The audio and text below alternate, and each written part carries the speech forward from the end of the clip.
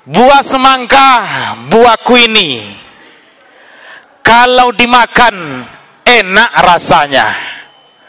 Melihat wajah Bapak Ibu pada malam hari ini sudah terpancar.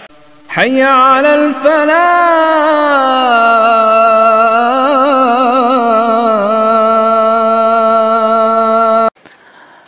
Assalamualaikum warahmatullahi wabarakatuh.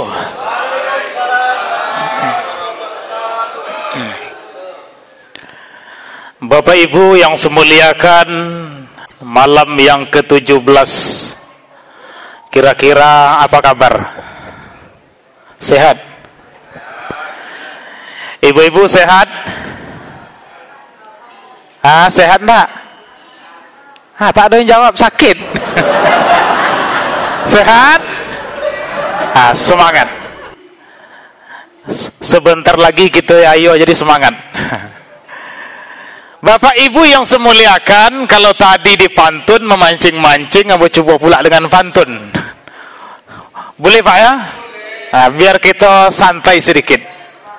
Ceramah kita tidak lama-lama, paling lebih kurang 30 menit saja, sesuai dengan situasi dan kondisi. Sudah Bu ya? Semangat ya? Coba pantun dulu. Buah semangka, buah kuini, kalau dimakan enak rasanya. Melihat wajah Bapak Ibu pada malam hari ini sudah terpancar cahaya surga. Amin. Ya Rabbal alamin. Itu bagi yang puasa. Bagi yang puasa. Bagi yang tak puasa ada juga pantun. Boleh Pak ya? Buah semangka, buah kuini, kalau dimakan sodap asonyo. Tapi bagi yang tak peduli dengan bulan Ramadan ini, kalau bisa jangan ikut ayo-ayo. Sudah Bu ya? Itu pantun saja. Kalau nak ikut ayo boleh juga. Yang membedakan nanti itu Allah yang menilai. Bak kita orang tua kita tadi, sertifikat takwa itu haknya Allah. Tentu tahu nanti siapa yang mengisi betul-betul di bulan Ramadan, itu yang mendapat. Ada juga yang ikut berhari raya cuma sekadar memago baju bau. Bisa juga. Jadi Bapak Ibu yang semuliakan, yang sama-sama kita hormati, dari kecamatan ada tadi Pak Sekcam. Yang mana tadi Bapak? Oh iya tuh Pak Sekcam gitu ya, samping kamu tadi. Ambo tak tahu kalau sama kalau Sekcam. Kalau dulu di sana masih guru Bang ya. Karena mau lama kenal. Sudah bergaul kami dari Kocit. Kemudian Pak Lurah, alhamdulillah.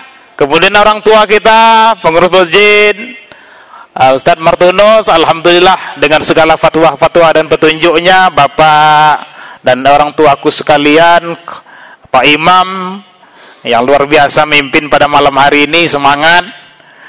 Kemudian tentu Bapak Ibu para jemaah yang semuliakan, para hadirin wal hadirat yang semoga hadir malam hari ini mendapat ridho dari Allah Subhanahu wa taala. Amin. Ya Rabbal alamin. Bapak Ibu yang semuliakan sejenak, memang tadi Pak Lurah tuh Rudi Hartono. Cuma bahasa kampung pula kan itu. Itulah mungkin orang tuamu dulu ketika tahun 1987 itu mengasih nama Rudi Hartono. Entah mungkin pada saat itu bulu tangkis lagi naik-naik, tahu. Dikasihlah nama itu.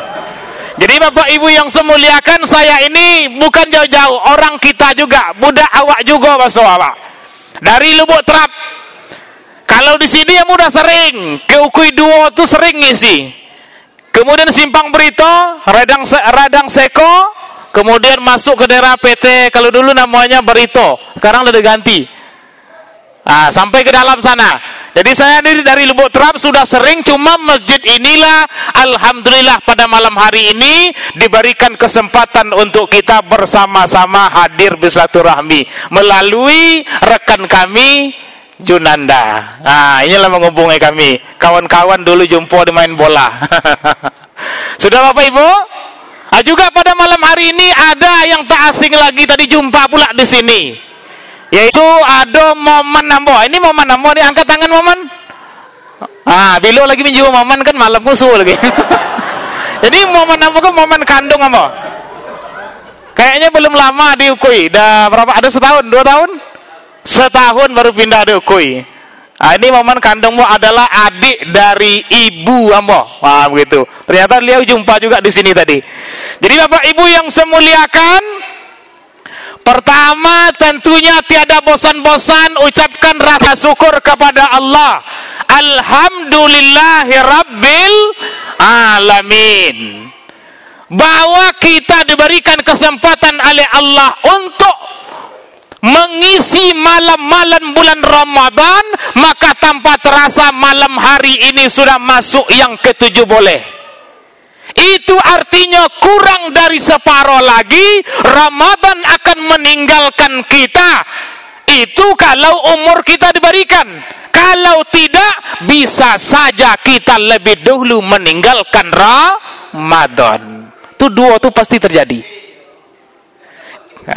Kalau tidak, Ramadan akan segera meninggalkan kita, atau bisa saja kita tidak diberikan kesempatan untuk mendengar kalimat Allahu Akbar, Allahu Akbar, Allahu Akbar, menangis para keluarga kita, anak keturunan kita. Kenapa? Kita ternyata telah dipanggil oleh Allah Subhanahu wa taala. Ramadan belum berakhir, tapi kita telah mengakhiri kehidupan kita di dunia ini. Jadi Bapak Ibu yang semuliakan, kehadiran kita mengisi pada malam hari ini sudah merupakan nikmat yang sangat besar dari Allah Subhanahu wa taala. Bersyukurlah, bersyukur, alhamdulillah. Syukur Bu ya. Iko ibu gua ada yang ngantuk nampak lah. Ada mbak makanan Bu? Ada. Ngantuk. Kalau ada mbak makanan makanlah. Kalau bapak silakan. Iko saja kalau mau ku ndak ada deh ya. Ndak boleh. Jadi Bapak Ibu yang semuliakan, kemudian ya sama-sama kita kirimkan rasa rindu yang sangat mendalam kepada junjungan kita Nabi Allah Muhammad sallallahu alaihi wasallam. Allahumma salli ala sayyidina Muhammadin nabiyina wa habibina wa syafina wa zukhrina wa maulana Muhammad. Tidak semangat. Ulang balik Pak ya. Jawab. Allahumma salli ala sayyidina Muhammadin nabiyina wa habibina wa syafina wa zukhrina wa maulana Muhammad. Di belakangku kuat ya. Uang bertigonya kan. Walaupun tadi nongeman tapi alhamdulillah penting semangat. Jadi Bapak Ibu yang semuliakan, semangatlah mengisi Ramadan. Jangan sampai kalah kita. Ini kan penyakit kita kok di mana-mana tuh sampai ke sore gitu tuh. Penyakit kita kok kalaulah masuk malam yang separuh terakhir itu lebih sesuatu tuh. Pemain cadangan lah hilang. Tinggal pemain inti-inti lagi. Pemain inti itu nanti akan tersingkir juga kok. Sampai nanti di akhir Ramadan. Kalau mulai tanya itu di awal Ramadan kayak kio pono enggak? Pono. Full.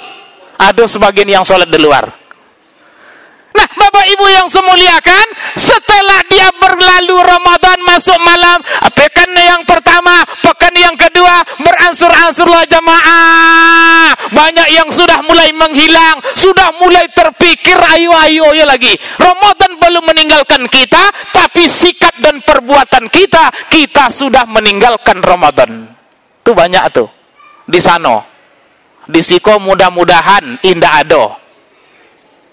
Ado Pak? Indah ado doh? Indah ado yang mengaku. Jadi Bapak Ibu yang saya muliakan, inilah ketika anak masuk Ramadan seminggu atau 2 hari, 1 hari menjelang masuk Ramadan, ini luar biasa nih, terutama anak-anak muda kita. Orang semangat menyambut Ramadan, acara di mana-mana, di pinggir sungai, di jalan-jalan, di tempat-tempat hiburan, di dunia maya. Begitu luar biasanya video ucapan-ucapan, oh marhaban ya Ramadan, marhaban ya Ramadan. Begitu semangatnya kita. Di kampung-kampung kenduri, membaca doa, buat acara terhib Ramadan. Begitu luar biasa kita semangat menyambut Ramadan. Tapi alangkah sedihnya kita ketika Ramadan datang, baru sepekan 2 pekan semangat hilang. Hilang. Jadi jangan sampai kalah semangat menyambut Ramadan dengan semangat mengisi Ramadan itu sendiri. Kan kita doa, Allahumma barik lana fi Rajab wa Sya'ban wa ballighna Ramadan. Wahai ya Allah, berkahi kami di bulan Rajab, 2 bulan sebelum masuk Ramadan itu. Berkahi kami ya Allah di bulan Sya'ban wa ballighna Ramadan. Sampaikan hidup kami di bulan Ramadan. Sekarang telah disampaikan oleh Allah di bulan Ramadan. Lalu maukah kita betul-betul mengisinya? Itu yang menjadi pertanyaan. Sudah berapa lama kita Ramadan? Sudahkah dia bisa merubah perbuatan dan tingkah laku kita? Nah Bapak Ibu yang saya muliakan, di antara keistimewaan bulan suci Ramadan, maka Allah berikan di dalamnya, sebagaimana kita pada malam hari ini, bahwa di dalamnya diturunkan Al-Quran. Syahrul Ramadan allazi unzila fihil Quran hudan linnasi wa bayyinatin minal huda wal furqan. Di bulan Ramadan itu kata Allah, di dalamnya terdapat diturunkan Al-Quran untuk petunjuk bagi manusia, lengkap keterangan-keterangannya, pembeda mana yang hak, mana yang batil, mana yang boleh, mana yang tidak, mana yang sah, mana yang tak sah, mana punya orang, mana punya kita, mana tanah orang, mana tanah kita, mana sawit orang, mana sawit kita, mana berondolan uang, mana berondolan awak. Itu jole itu. Labu ya. Di mana itu? Di dalam Al-Quran. Maka Bapak Ibu yang semuliakan, Al-Quran diturunkan di bulan suci Ramadan, salah satu bentuk keagungan bulan suci Ramadan. Lah ngantuk. Aku sekejap lagi. Sallallahu ala Muhammad. Sallallahu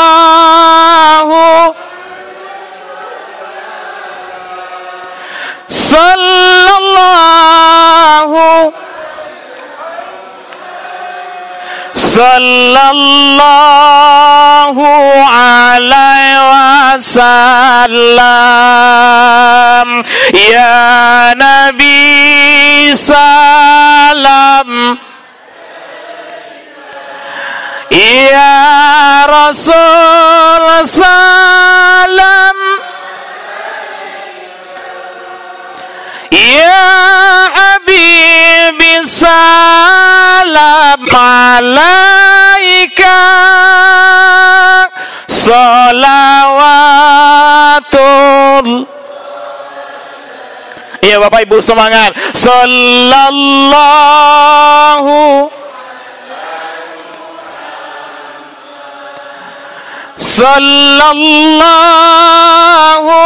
alaihi wasallam.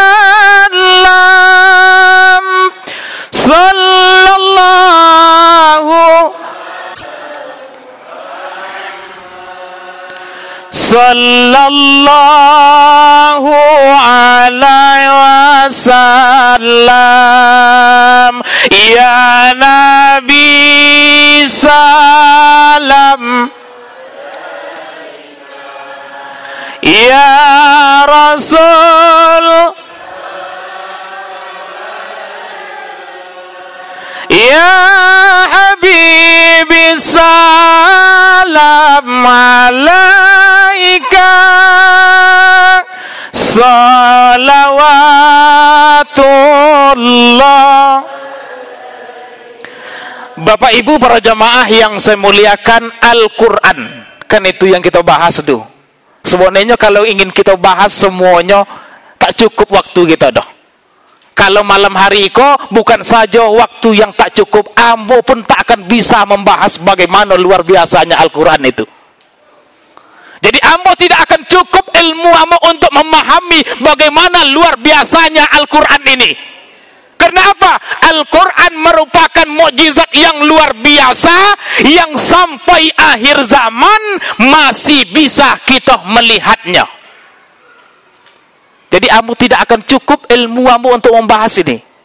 Begitu luar biasanya Al-Quran. Kekurangan kata-kata untuk mendefinisikan bagaimana sebenarnya Al-Quran itu luar biasanya diturunkan oleh Allah kepada kita, yakni umatnya Nabi Muhammad sallallahu alaihi wasallam. Cuma tak buat-buat yang kita bahas deh Bapak Ibu.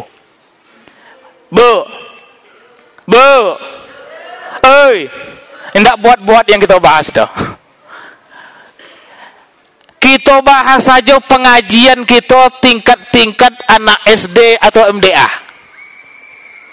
Apa itu? OT atau arti Al-Quran itu. Kita bahas pengajian kita tingkat SD, MDA, di situ diajarkan kepada kita sudah paham betul ilmunya, ilmu dasar sekali, di bawah sekali, anak-anak kita yang bahas apa? Arti Al-Quran secara bahasa. Akan begitu? Tidak payah-payah. Apa inya? Di situ disebutkan Al-Quran itu diartikan sebagai dari kata qara'a, yaqra'u qur, akanlah pandailah dapat doh. Ya Pak ya? Sonang. Apa artinya secara ringkas? Bu? Apa artinya? Lupa. Ibu-ibu malu-malu. Oh Bapak? Jadi artinya bacaan yang dibaca. Sekarang baru kita bahas. Kalau tadi pengertiannya bacaan yang dibaca, kira-kira sudahkah dia menjadi bahan bacaan? Aiko bau yang buat. Ya Pak ya? Kalau pengertian tadi sonang, mudah. Tapi kalau kita bawa pengertian makna dalam keseharian kita, sudahkah benar-benar Al-Quran itu makna dan artinya itu betul-betul menjadi bacaan di tengah-tengah kehidupan kita, sehingga dia menjadi nilai mewarnai di tengah-tengah kehidupan kita, sehingga betul-betul Al-Quran itu menjadi hudal linnasi wa bayyinatin minal huda wal furqan, petunjuk bagi manusia, pembeda mana yang boleh, mana yang tidak, mana yang hak, mana yang batil. Kapan itu bisa menjadi petunjuk Al-Quran ini? Ketika dia sudah menjadi bahan bacaan kita. Tapi kalau hanya sekadar tinggal di rumah, kan rata-rata punya kok. Bu, rata-rata punya Al-Quran di rumah? Punya. Bose-bose lagi. Harganya ratusan. Ada yang mencapai jutaan, besar, ditaruh dalam lemari. Itu luar biasa, menjadi pajangan. Padahal tadi Al-Quran pengertiannya apa Pak? Bahasa koce-koce dulu, bacaan. Ilmunya mudah, penerapannya payah. Jadi Al-Quran tadi yang pertama yang perlu kita tekankan Bapak Ibu yang semuliakan, dari bahasanya saja dia bacaan, bukan menjadi pajangan, bukan dia hiasan yang selama ini diakui atau tidak diakui. Al-Quran di kalangan kita lebih banyak menjadi pajangan daripada menjadi bacaan. Itu diakui itu tak diakui model itu tuh. Jadi alhamdulillah Bapak Ibu yang semuliakan, setelah ambo keliling-keliling ceramah kasano kemai, khususnya di Pelalawan niko, baru malam iko amo mendapatkan anak seumuran mana anak kita tadi itu? Seumuran itu yang betul-betul fasih membaca Al-Quran. Sudah keliling di mana-mana masjid, rata-rata yang baca, kalaupun anak-anak masih maco alama lagi. Tahu alama, Bu? Bu, alama tahu? Alif lam mim. Itu pun kalau anak-anak. Lebih banyak pula orang tua yang baca. Sudah uan-uan, sudah ino-ino, lebih banyak batuknya lagi dari baca Al-Qur'annya. Ini dijumpai, dan alhamdulillah tadi begitu saya menyaksikan, oh ini anak-anak yang maju. Setelah diperdengarkan, luar biasa. Jadi ini siapa ayahnya kok? Ada ayahnya? Hah? Mana? Ada ayahnya? Hah? Oh tak ada. Omaknya? Maknya ada. Iko aset iko. Jadi Bapak Ibu yang saya muliakan, inilah yang sebenarnya hendak kita tekankan. Kapan Al-Quran itu menjadi penghias di tengah-tengah kehidupan kita? Ketika Al-Quran itu telah menjadi bacaan, dan Al-Quran itu menjadi warisan bagi kita di tengah-tengah kehidupan. Maka inilah dia mukjizat yang terbesar. Ketika anak kita tadi ini, entah siapa itu ibunya, entah siapa itu ayahnya, tetapi yang jelas sebuah mukjizat yang besar, mukjizat sepanjang masa telah dimasukkan ke dalam otak dan dalam jiwanya. Inilah Al-Quran. Jadi mukjizat sepanjang masa, siapa yang menghafalnya, siapa yang membacanya, siapa yang membahasnya. Jangankan banyak hafalan kita lagi, satu surat Al-Ikhlas sajalah kalau kita baca, kita amalkan, maka kita bagian daripada orang yang menerima mukjizat yang besar yang diberikan kepada Nabi Muhammad SAW. Kita termasuk orang yang menyimpan mukjizat yang luar biasa ini.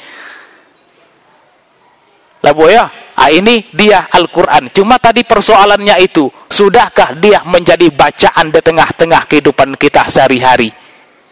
Dzalikal kitabul la raiba fi hudan lil muttaqin. Ini dia Al-Quran, ketetapan Allah Subhanahu wa taala. Di dalamnya tidak ada keraguan, petunjuk bagi hamba-hamba Allah yang bertakwa. Petunjuk Al-Quran itu adalah untuk kita manusia yang hidup, untuk menjalani, menapaki kehidupan di dunia ini, mana yang benar, mana yang salah. Untuk siapa Al-Quran? Yang paling penting itu untuk kita menjalani hidup. Kalau di kampung kami banyak Al-Quran tuh keluar yang di dalam lemari tadi. Kalau di rumah tuh ada yang mati. Di situ ada enggak? Ada juga. Kalau ada yang mati di rumah itu, meninggal omaknya, meninggal ayahnya, meninggal atannya, maka Al-Quran yang puluhan tahun tadi dipajang diambil lagi, dilap, diomboi, berterbangan debunya, lalu Al-Quran tadi diletakkanlah di atas kepala sang mayat tadi. Pona mau tanya dulu zaman kocit-kocit ambo, kalau bose-bose kau tak mau tanya dulu lagi. Iko untuk apa gotan Al-Quran dati kepala mayat kau? Aku tu jangan dipogang-pogang, kata Leo. Iko yang menolong mayat kau besok. Gitu kata Leo zaman atanmu dulu. Kalau gini mungkin beda pengetahuan orang. Di zaman itu saya tanya apa? Inilah Al-Quran diletakkan di atas kepala mayat, yang pada intinya apa? Al-Quran diletakkan di atas kepala mayat itu, mereka berpikiran bahwa Al-Quran itu dapat menolong si mayat tadi. Padahal maco aja tak dapat lagi. Nah, Bapak Ibu yang saya muliakan, inilah di tengah-tengah kehidupan kita, orang-orang Melayu yang kebanyakan ini masih terjadi di tengah-tengah kehidupan kita. Di rumah itu, setiap rumah kita punya Al-Quran, tapi tidak setiap rumah pada saat maghrib atau malamnya terdengar bacaan Al-Quran. Betul enggak? Setiap rumah kita punya Al-Quran, minimal satu. Kalaupun tak ada Al-Quran model iko, minimal surat Yasin peninggalan yang ino kok. Ada tuh. Tapi sudahkah dia menjadi bacaan di tengah-tengah kehidupan kita, Bapak Ibu yang saya muliakan? Jadi ini luar biasanya Al-Quran. Jadi pada peringatan yang mulia ini, kita tidak membahas sejarahnya, kita tidak menceritakan bagaimana turunnya, tapi lebih penting apa? Bagaimana Al-Quran yang telah diturunkan ini, sebuah mukjizat yang besar ini, betul-betul kita jadikan sebagai pedoman di tengah-tengah kehidupan kita. Jadi jangan orang lain yang membahas. Jadi Bapak Ibu yang semuliakan, di antara mukjizat Al-Quran itu, ini yang terakhir. Di antara mukjizat Al-Quran itu adalah Al-Quran adalah salah satu kitab dan satu-satunya kitab sumber ilmu pengetahuan, baik yang bersifat dunia maupun bersifat akhirat, baik ilmu-ilmu yang bersifat gaib maupun ilmu-ilmu teknologi, semuanya bermuara di dalam Al-Quran. Kita yang tak tahu. Jadi orang-orang barat, orang-orang Eropa itu Bapak Ibu yang semuliakan, mengkaji dan membahas Al-Quran. Banyak mereka dapat ilmu daripadanya, walaupun mereka tidak beriman kepada Allah, tapi konsep-konsep dasar Al-Quran mereka gali, mereka teliti, lalu mereka praktekkan di tengah-tengah kehidupan. Inilah mereka berkembang ilmu pengetahuannya. Dari mana? Dari memahami dan membaca Al-Quran. Walaupun mereka tidak beriman kepada Allah Subhanahu wa ta'ala. Salah satunya apa? Dalam Al-Quran dijelaskan, At-Tariq, Bismillahirrahmanirrahim. Falyanzuril insanu mimma khuliqa mimma indafiq yakhruju min baini sulbi wa taraib. Surat apa tu Pak? Bu, surat apa tu? At-Tariq. Surah Yasin. At-Tariq. Di sini tidak usah kita bahas ilmunya, ayatnya yang lain, ayat-ayat yang lain. Cukup 3 ayat ini saja, maka di sini merupakan salah satu dasar ilmu pengetahuan, terutama dalam konsep penciptaan manusia. Al-Quran sudah mensyaratkan itu. Apa kata Al-Quran? Hendaklah manusia itu memperhatikan dari mana dia diciptakan. Dia diciptakan dari air yang terpancar. Dari mana keluar air itu? Air yang terpancar yang berasal dari minas sulbi wat saraib, dari tulang sulbi manusia. Al-Quran sudah menceritakan itu. Dan ternyata Bapak Ibu yang semuliakan, ilmu sains dan teknologi, orang-orang barat telah meneliti, ternyata memang benar bahwa salah satu sumber kehidupan manusia adalah berada pada tulang sulbinya. Mana tulang sulbi itu Pak? Hah? Mana Pak? Kalau bahasa awak ke tulang apa tuh? Tulang sulbi. Bu, ada yang tahu? Hah? Dari mana? Mana tulang sulbi itu? Ikut Al-Quran nih. Yang mengatakan itu Al-Quran.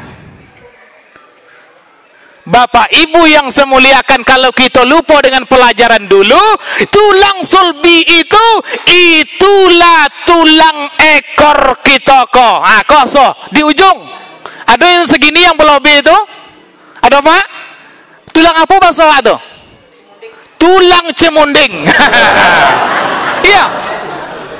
Coba dirasakan, ada di ujung itu, itulah tulang sulbi Bapak Ibu yang semuliakan. Maka di dalam hadis Rasulullah SAW juga pernah dikatakan, apabila nanti dunia ini telah dihancurkan, manusia telah dihancurkan, seluruh tubuh manusia ini hancur tulang belulangnya, hanya satu yang tidak hancur. Tulang apakah itu? Yakni tulang sulbi itu tidak akan pernah hancur. Dan ketika Allah bangkitkan kembali, bangkitkan semua makhluk hidup, manusia untuk membangkitkannya, chipnya, memorinya, plus disknya untuk membangun kembali, ternyata diambil dari tulang sulbi tadi.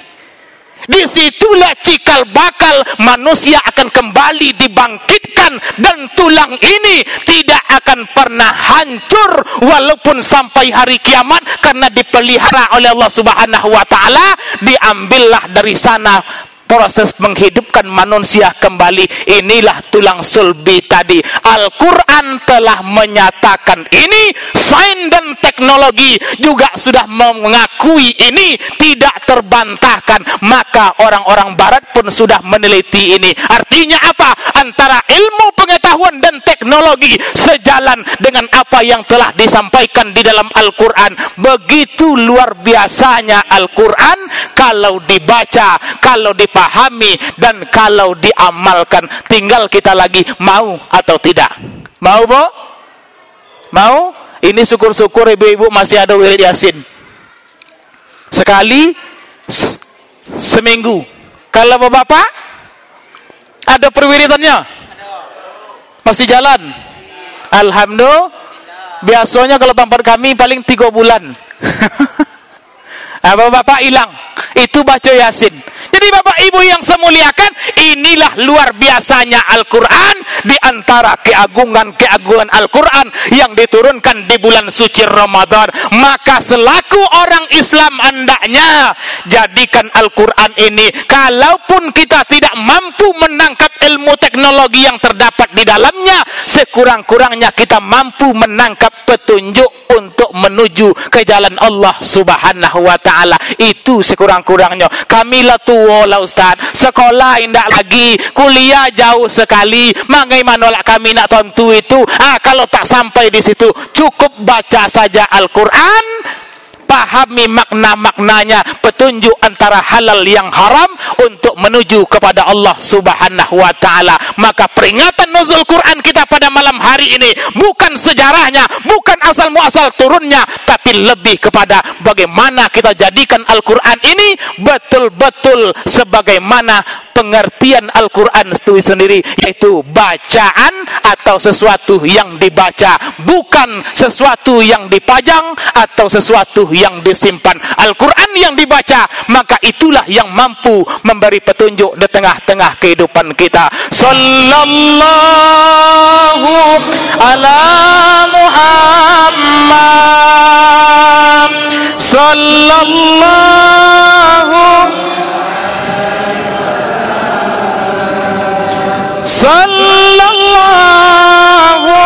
ala Muhammad, sallallahu alaihi wasallam. Ya Nabi salam alaika, ya Rasul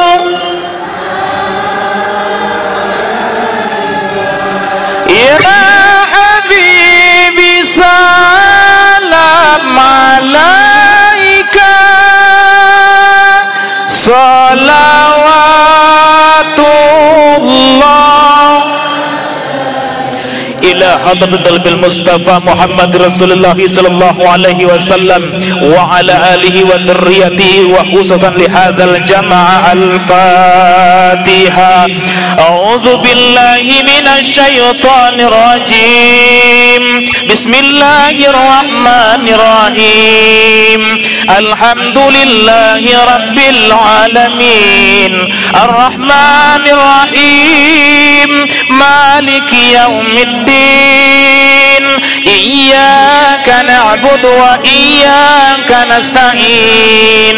Ihdinas siratal mustaqim, siratal ladzina an'amta 'alaihim ghairil maghdubi 'alaihim waladdallin.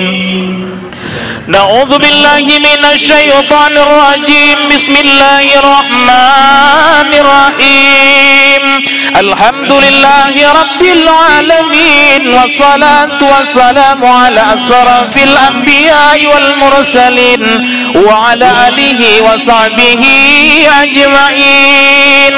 Allahumma salli ala sayyidina Muhammad wa ala ali sayyidina Muhammad.